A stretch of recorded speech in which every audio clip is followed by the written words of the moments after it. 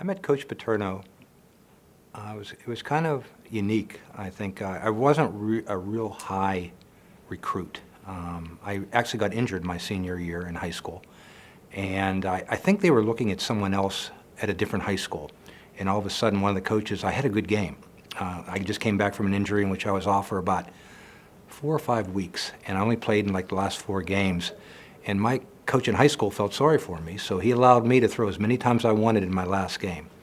And he said, we weren't too good of a team. And so I threw for a bunch of yards, or 300 or 400 yards. I really don't remember.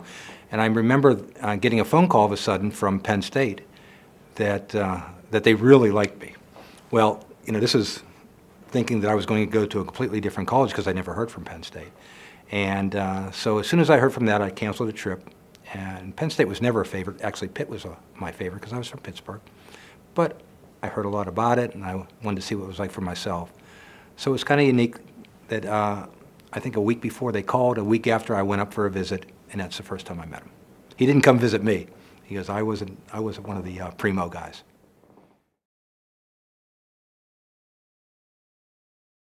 I'm an only child. My father died when I was 4 years old. So I was raised by my mother, and it was awfully important for my mother to feel comfortable where I was going. I knew that was going to be part of my experience and part of my decision.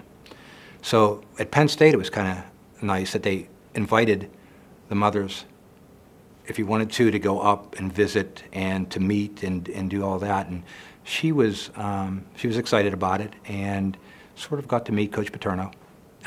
Saw what he was like, sort of got to get a feeling of where her son was going and who he was going to be with.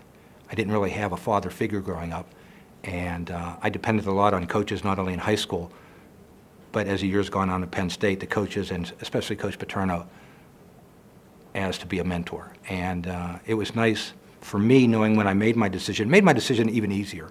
I probably would have went anyway because of him and because of the school, but it even made that decision so much easier because of the fact that she was at home by herself, knowing that I was in good hands.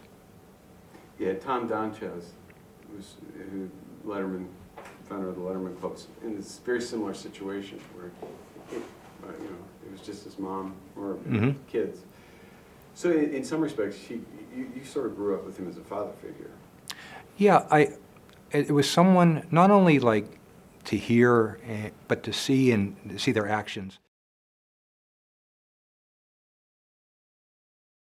I'm sure you've heard this, and I'm sure a lot of the guys say this to you, and they've had their own, but mine was take care of the little things, and the big things will take care of themselves. And that was a constant that always rang through, whether it was watching film, whether it was making sure that school was going well, because if school wasn't going well, you had a lot in your mind for the classes, and so you took it to the football field sometime. So you wanted to do those little things that a lot of people didn't think were important, but they definitely were, and he just harped on those. I think one of the biggest compliments that players give Coach Paterno is how he is felt after we leave school. One of the great things, and I've heard about him, is from a press clipping that I read, that someone asked him what he thought of his team, and he said, "I'll let you know in 20 years." To me, that was, that meant something to me. I believe Coach treated every individual a little bit different because there was different personalities, but it wasn't any favoritism. He knew how to handle people.